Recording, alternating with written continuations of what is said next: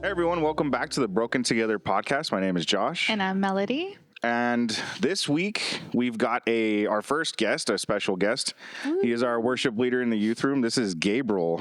Hey, Gabriel. Say hi, everyone. Hi, everyone. Nice. All right, well, welcome. Welcome to the show, buddy. How you doing? You are our first. I hope you are excited. Yeah, I feel special. Oh, that's good. Okay, good. That's good. Yeah, so Gabriel is, not to like out you, but you are homeschooled. Yeah. And so we thought you would be the perfect one for our first. So Yeah. because you don't have anything else. Oh, wow. Because we're like, what else are you doing right now? Yeah, exactly. I had work today, but That's true, I guess. I had the day off. So Yeah, you don't need to work. No. This is who needs to work? yeah, this is work. This is Yeah, fine. for sure. We bought you food. Tell us what we got you today. Oh, Not a sponsor though. yeah. Not a I got sponsor. this bowl from Chipotle. Nice. I got white rice, black beans, steak, lettuce, and some avocado in it. Yeah. Yeah. Steak and avocado for the games Yeah. Oh my God. for the gun show. Yeah. See? Yeah. Ooh. Yeah, I judged you a little bit on your order. Melody was today. judging your order. Yeah, because you just got guac and cheese, and I'm like, no, man, you got to get like the fajita veggies. Salsa, no veggies. No, none of that. Just straight. No, he just wants the gains for sure. He just wants the gains. Too funny. Yeah. All right, man. So we had a couple questions lined up for you. So as our worship leader, I know that you are always kind of on the lookout for new songs and things that you want to add to the worship team. What is your favorite worship song right now? Right now, let's see. It's a tough question, especially nowadays. Yeah. There's like something new coming out every day. Right now, it's probably gonna have to be Nothing Else. Nothing else. Do you remember the artist? Cody Carnes. Oh, nice. Oh, Cody love Cody. Yeah. Nice. All right, Nothing Else. So you guys should download that. Yeah, go check that out on Spotify and Apple. Yeah. And then also, how long have you been in our youth group? I say our royally because we were leaders, and then now we're in charge of it. Well, I've been in the youth group for as long as I could. Yeah, Since sixth exactly. grade, so- Since sixth grade. Yeah. So I think that's roughly like 6 years. Yeah, that makes a full 6 years. That's crazy. Yeah, because Well, you know what? Honestly, you might have even started a little earlier because Mia was in the group Yeah. already, and she's what, 3-4 years older than you? 5 years old? oh my God, do you not know? You don't know? She's your sister. Yeah. Not to out you. No, she's 6 years. 6 years. Wow, Yeah. there's a 6-year gap between She's you two? 23. So, Oh my gosh. That's yeah, crazy. So then, yeah, as she was a senior, you were like probably like sneaking into events, yeah. like She'd bring me sometimes. So. Yeah, love it. when she was being nice to you. Yeah. Oh my gosh. She's rare. A rare occasion. Yeah. Wow. Wow, how mean. Anyway, but okay. Well, again, we are so happy that you're our first guest. Like we said earlier, I don't know. Couldn't come up with the phrase. We're definitely gonna come up with a phrase later on, but we're just gonna have you, I guess, talk about what you wanted to talk about today. Yeah, so what was your topic today? Yeah. So my topic was more or less just growing up as a church kid and, thinking I was always so lame for being a church kid. Yeah, for sure. Yeah. So usually, like, it first started, like, when I got to middle school because, in elementary I was really just, running along. It was nothing. Yeah, there to- wasn't like you didn't really have to think about it. Yeah, there was not a lot of temptations there that would make me think otherwise that I was lame until, of course, middle school. So, like, in middle school, like, I was in a friend group that, their parents were not Christian. Mm-hmm. They were more Catholic. So, of course, they would be able to do a lot more and get away with a lot more. Right. So I always thought, oh, you know what? They're living such a good life. I wish I could have. Like, like one of the biggest things was Halloween. Like, Oh, yeah, okay. well, Because that was I one was of- going to ask you that. Like, I wanted at least one example of like something that you missed out on that Yeah. you would want to have. So But Halloween. yeah, when I was younger, I always wanted to do Halloween. Yeah. Just because it'd be cool going to school, dressed up, For with your sure. friends, going out. What were you gonna dress up as? Oh my gosh. A pretty little princess. Stop it right now. I got $10. It was Spider-Man. Oh my god, was how actually cute. Spider-Man. Yeah. Oh, I'm on I that. love I've always loved that. Spider-Man. Spider-Man's Yeah, great. Yeah. for sure. So, but it was always like something different every year. Like my friends would always like, "Oh, you want to dress up?" Oh, my parents don't let me do that. But Yeah. now, now I'm older, I realize, I don't need to be out there doing all that stuff because it's not bringing me any closer to my relationship with God. So it's like Yeah. I wasn't really missing out on anything. But back then, like I was always mad at my parents for keeping me away from that stuff a lot. Like I'll go to school and like not my parents, my friends would be like, "Oh, you want to come to this with us, or you want to go to a haunted house, or you want to come to a party with us?" And I'm like, "No, I'm good." And so all of elementary school, you were in public school, Yeah. right? And then it was when you hit middle school. No, so I was from kindergarten all the way to 8th grade, and once I graduated 8th grade, I went into homeschool. So I've never really experienced high school. Okay, so yeah, you got like I guess a little more than a half and half. Yeah. But you did more time technically in public school. Yeah. Seeing that. Okay. I always thought you had gotten in at middle school, you started homeschool. But no, it was high school. Yeah. Okay. So, yeah. Wow. Which, honestly, I'm grateful for at the same time. But, it's also a little boring at sometimes because I'm not just at home, clicking the mouse. Yeah. But, there's a lot of things nowadays in public school that, I'm grateful for my parents for keeping me out of. Yeah, for sure. Because honestly, if I'm being honest, if I were in public school, I feel I'd be a lot farther from God. Yeah. Because with all the temptations nowadays and everything that's going on. Yeah. A lot of distractions, a lot of all that. I mean, as two public school, high school attendees. Oh yeah. I could The tell. publicist of public schools. I could tell you, yeah, it was a tough world out there. So, but yeah, I'm glad that, because you are a senior now. Yeah. You're kind of you're kind of looking back at me like, yeah, maybe it was probably best that I not be in public school, especially not in this day and age, because that sounds like really old, right? But yeah, just now it's very different. So it's I realize that now. Like when I first started, like my freshman year through halfway through my sophomore year, actually my junior year, I used to, not resent, but like be mad at my parents because, I was always into, being out there with my friends, and I always wanted to do baseball. I was always I remember that. But, it's a lot harder, especially when you're homeschooled, to do that. But I was never really the best at it. I always thought I was, going to make it to the MLB, but I wasn't that good. I was, I could have, but, some things happened. You could have gone Major League? Yeah. For sure. Yeah. MVP that could have been you whiffing at the World Series? Oh my gosh. Let's not. We're not going to talk about that. Wow. But no, sorry. One dart. I just had to get one in just there. One in just one. Yeah. But I do remember you trying out. Yeah. I do remember you not making it, which I know that was during the time where I was a little bigger in size. It was, my gosh. especially from like the end of 2019 to I think it was 2022. Yeah, that's where I was at my biggest. Oh my gosh! But you were a freshman. I was a growing boy. Yes, exactly. So don't worry about. Oh my gosh! Stop right now. It's all right. You evened out. Yeah. you were not as big as you think. Oh, you were just growing, and that's it. That's all. You were just a growing boy. But so that's one of the things. I was also a lot lazier back then. I didn't really want to. I just wanted to get the reward instead of doing all the work for it. I see. So yeah. But I think all teenagers are like that a little bit. Yeah. So it was a little difficult. So, I was gonna ask you about.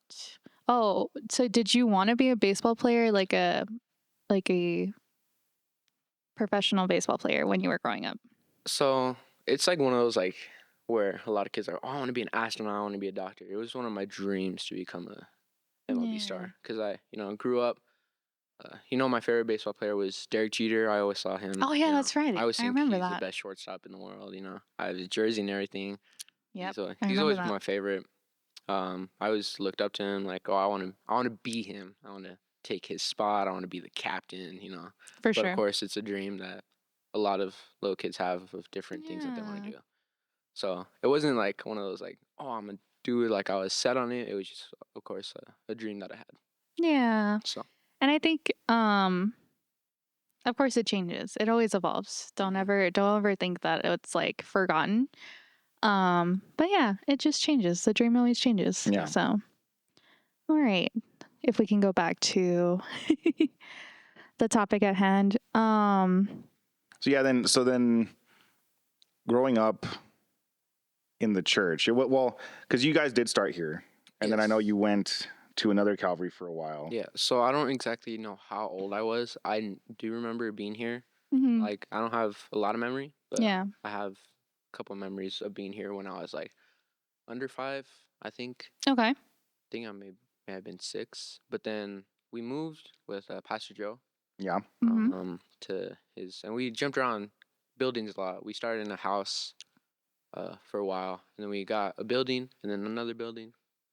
We stopped at Riverside High School for a while, but yeah, and then my parents felt we should move back here, and then we came back here, but then we stopped, and then we went to this Baptist church.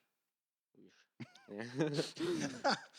It was nothing wrong with the Baptist. No, there's nothing wrong. It's just as a kid, it's a different kind of church. It was different, especially at my age. I was sitting there, I was really into they didn't have like children's church or they did, but youth. It was like 2 kids max. Oh, and I it was see. like even then it was still they didn't really do a lot. So as a kid, I saw it. Oh, I'm so bored. I want to go home and eat. I want to play my games. Yeah. But then we came back here, and I think it's one of the best things that's happened. Yeah. So, because I have a lot of great friends here. So for sure. And your parents weren't also just going, like they were also like the youth leaders for a while. So right? when we were at Pastor Joe's church, my mom and my dad were the youth leaders there. So nice. It was cool. They were like you guys. Oh yeah, for sure. I've heard some of the games that your dad would come up with, and it was like, I feel like you guys wouldn't do it. Oh. It was yeah, they were. Yeah, intense. There was one game where it was he made some kids blindfolded, and he had I'm pretty sure he had a bag of goldfish, like actual swimming fish. But oh dear, he put a blindfold and he had a tarp, but instead of, he said you had to walk and not try and step on the fish. But they didn't know that there were no fish. But instead he put the little mandarin oranges, like slices, I see, the juice. Yeah, he put them. So a lot of the girls were screaming. I don't know if one of them cried. I'm not too sure. So okay, let me get this straight. Your dad. He laid out a tarp. Yeah, there's a tarp. Yeah. But he convinced everyone they were real life fish. Because he had a bag. I'm pretty sure he had a bag of real life. And so fish. as they were stepping, they thought they were stepping on fish. Oh my gosh. That's one of the. That's diabolical. I love that. One of the many games I had. That's hilarious. Can we take a note on that real quick? No, no, definitely not. I think we've got an event coming up that we could incorporate this. Oh, no, wow. we cannot. But yeah, oh my gosh, that's too funny. So, okay. And you were not in the youth when your parents. No, I'll go to the events because they're my parents, but I would not be involved with the youth there. Wow, your dad is very creative. Yeah, he had a lot of creative yet exciting games. That's what we're gonna say, creative. Yeah, it's because I would have never thought. I would have never thought to do that. But yeah, okay. And so then you guys made your way back here. Mm-hmm. But you've always kind of grown up in these things. Like you've never really not been part of it. Mm-hmm. So you've seen your parents do it, and then you kind of got into youth group, and it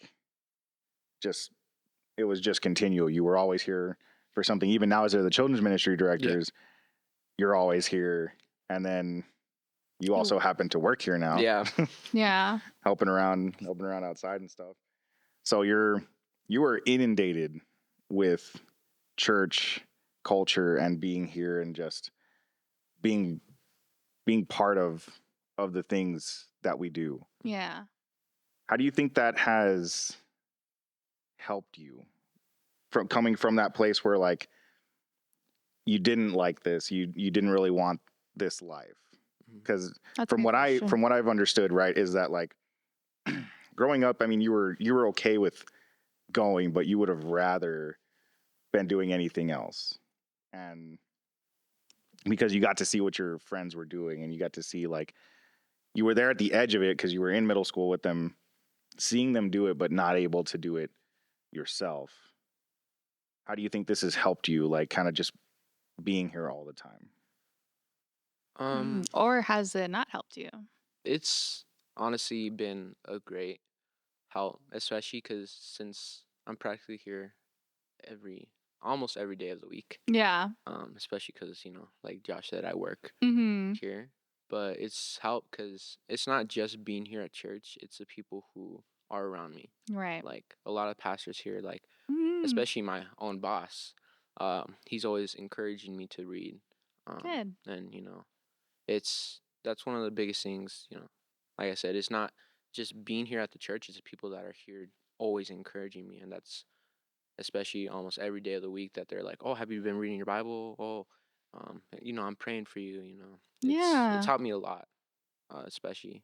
I'm gonna tell Tommy that you called him your boss. No, I'm just kidding. The Lord is your boss. No. Oh my gosh. So this might be a loaded question, but I'm just curious. So you see your parents doing ministry for so long, not even just here. Do you think you're called to do ministry when you're, because you're almost out of the youth, you're almost an adult. So do you think you're called to do ministry? So I've been asked this question a lot. Really? Okay. Yeah, so, okay. I was a little worried. I thought I was the first one. No, it's been a very, Okay. especially since I'm getting to that point where I'm almost out of the youth room. They're always asking me, oh, you know, are you still going to be called to ministry? And, you know, I'm like, honestly, right now, I'm still praying about it.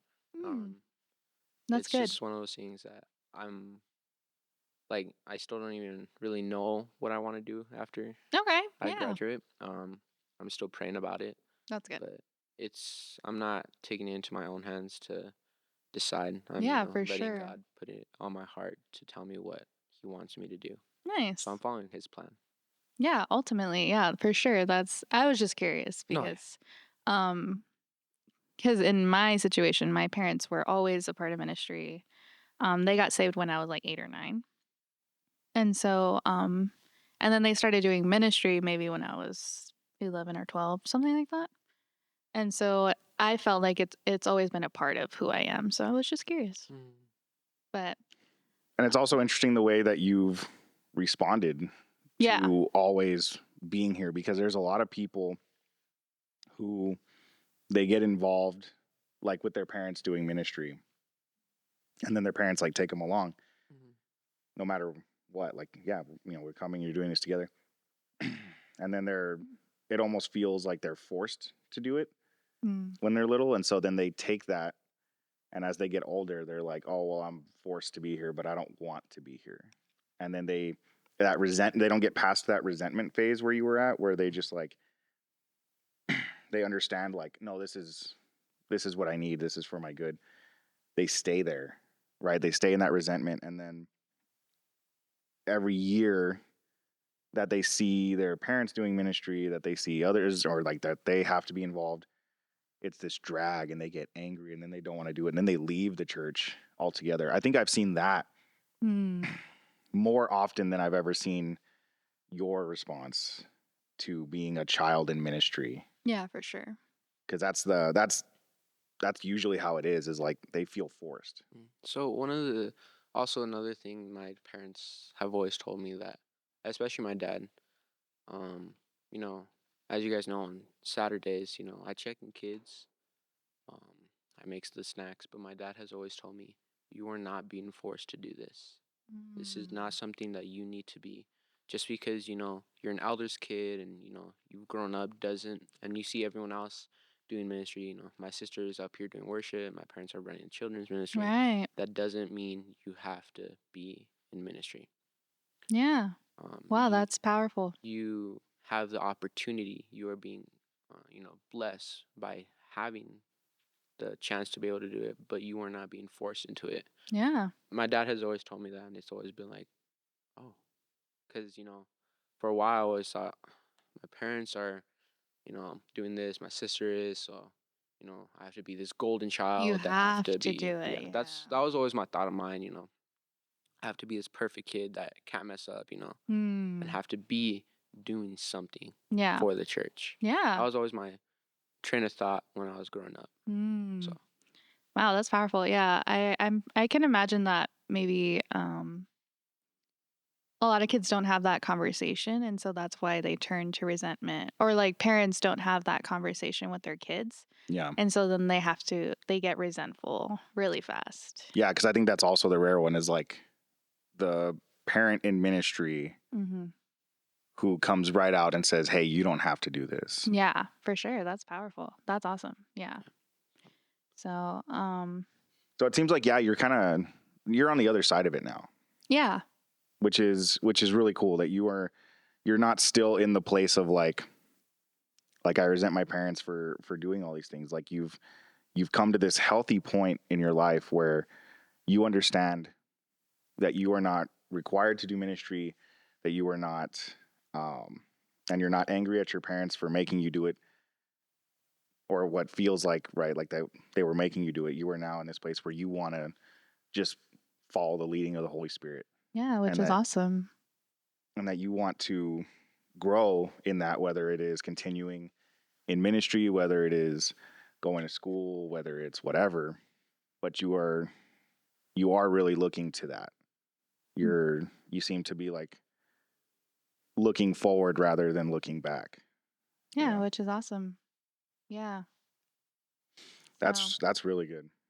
That's a really good place to be, but it's like so few people get there. Yeah, for sure. It takes a lot. It takes a lot of growing and a lot of sitting with the Lord and being like, why, Lord? Yeah. So, okay. But then as we were like praying about what we were going to talk about today, when you had first kind of told me, I was like, okay. I was like, I mean, after I figured out what you were talking about, because your texts are a little cryptic, but that's okay. We figured it out. One thing at a time. One thing at a time. I was really drawn back to 1 Peter 3 and 4, because from your early days, it was like, I have to, I'm a Christian, I have to live this certain way. And then now you are past that hump and it's like, no, I want to live this way. And 1 Peter tells us a lot about those interactions with our friends, with the people of the world that maybe aren't Christians. Yeah. And we can find encouragement in it. And so we'd had a few verses out of 1 Peter 3 and a couple out of 1 Peter. Yeah. So 4. I'll read the first verse, and then maybe you both can talk about it and see what you get from it. So 1 Peter 3:17, it says, "For it is better, if it is the will of God, to suffer for doing good than for doing evil." Yeah. And so yeah, for sure, Halloween is evil. I'm just gonna put it out there. I'm gonna say it. We're gonna be that podcast. That Halloween is. Yeah, and so just to take an example from you, you didn't participate in Halloween, which is evil, and so it says here in this verse that it's better to suffer for doing good than rather than doing evil. Do you want to elaborate? Yeah, and we say that you were being heavily persecuted, right? You were getting beat up and thrown into dumpsters because you couldn't wear your Spider-Man costume. I know. But so hard. Mm-hmm. But even still, it was real for you. It was still. Oh yeah. We can laugh about it now because we're way we're way past little 8th grade Gabriel that just desperately wanted to be Spider-Man. Like, I just want to be Spider-Man for a night. And this was the greatest torture of my life. But even in those little things in that moment, like, it did feel like that. I can only imagine, right? Like that. Because not that I wasn't allowed to do Halloween. I was always allowed to do it. My personal convictions from my youth pastor kind of kept me from doing it. Like, I wasn't a great child. I would still kind of go party because I like to party, but like the dressing up part Two different of it, things. Yeah. The other part of Halloween where it's not like I want to be Spider-Man, like, doing the thing. The other part where it's like I want to go to a house party and like do all the bad things. That's where I wanted to do Halloween. But you don't have to. You don't have to, like, I guess, take it in that sense, right? Because for Christ, it is better that we suffer. Yeah. Whether you want to agree that that's suffering or not, right? We still have to go through those hard things, and we do it with Christ. My dad always tells me, it's one of the hardest things nowadays in this world to be a Christian. Yeah. Because you're going to be put through, a bunch of trials and that you need to overcome. Yeah. And, of course, nobody could do that on their own. For sure. Nobody except, well, only with God. With God and Christ alone. Yes. He was the only one that could. Yeah. So, the second verse, I'm going to have to read verse 3 as well. Yeah. But we're going to move down to 1 Peter 4, where he talks about the things that we're not to partake in. And then he talks about the people and their reactions. So verse 3, it says, "For we have spent enough of our past lifetime in doing the will of the Gentiles, when we walked in lewdness, lust, drunkenness, revelries, drinking parties." Hello. And abominable idolatries. And then verse 4 is what we want to talk about a little bit with you. In regard to these things, they think it strange that you do not run with them in the same flood of dissipation, speaking evil of you. And so, I'll let you take that one. Yeah. How quickly do you think did they at all? Did your friends like kind of turn on you every time you would tell them like that you couldn't do Halloween? So one of the biggest things, my friends are always respectful. Oh, that's good. But they'd always complain. They respected that my parents, they wouldn't, like keep pushing and pushing. Like, you have to be like, oh, come on, maybe just this year, at least once. But they would always be, okay. They didn't really stop being my friend just because my parents believed in, Christ, and, I was, raised differently. They didn't stop treating me differently. They just knew that, he couldn't do this. Yeah. So they were good friends, but they weren't godly friends. Right.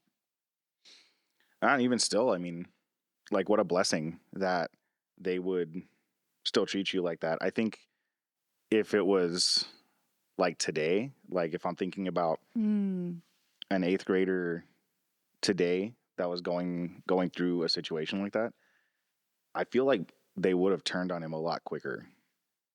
Yeah, turned on you. Yeah.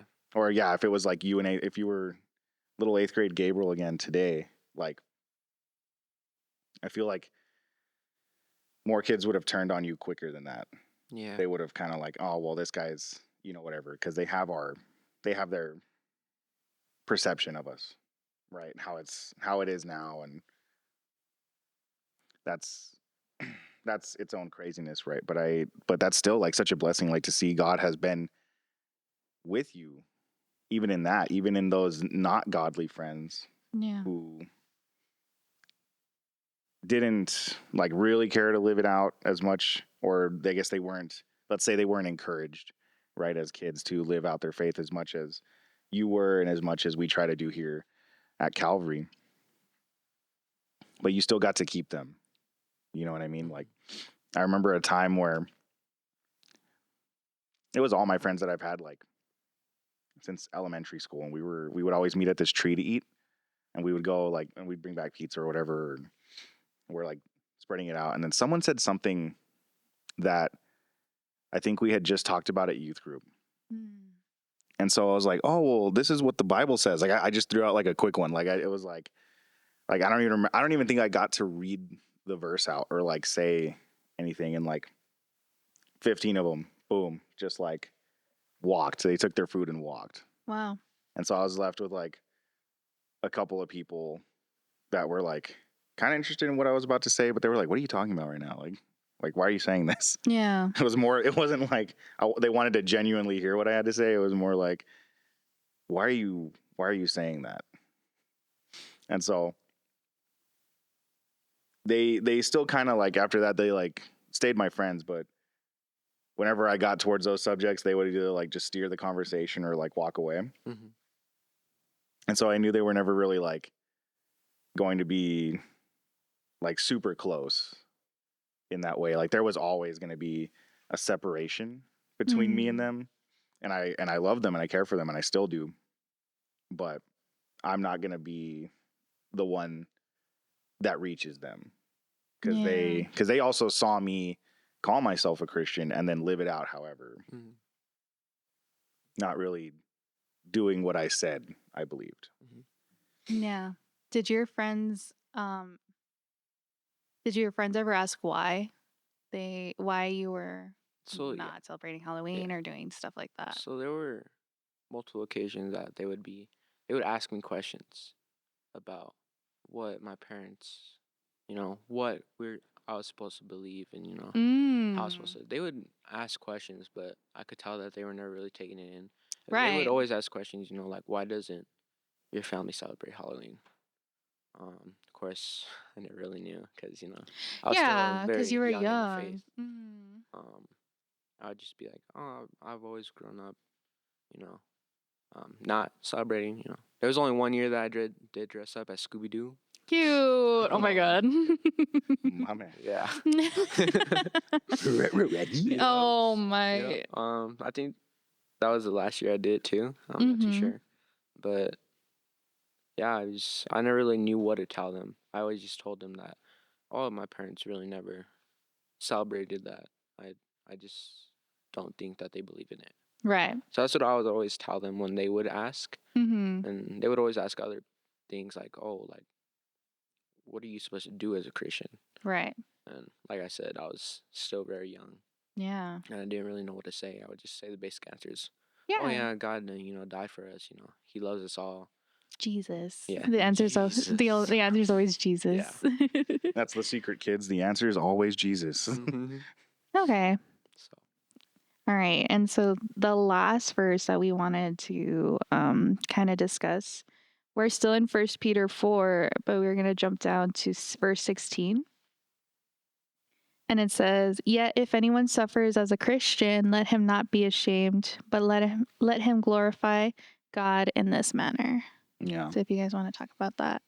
Yeah, and I think that's the place where you're at now. Yes. You are for sure there. You went through it and you've wrestled with God about these things and you've come to the place where it is like, no, it was better that I went through that. That it was necessary for me to go through all that with my friends, go through kind of that separation in high school where you're kind of angry about it, kind of getting adjusted to this new way of doing school and to where you are now, which is now it is better. And now you understand, now you get to be part of that glory.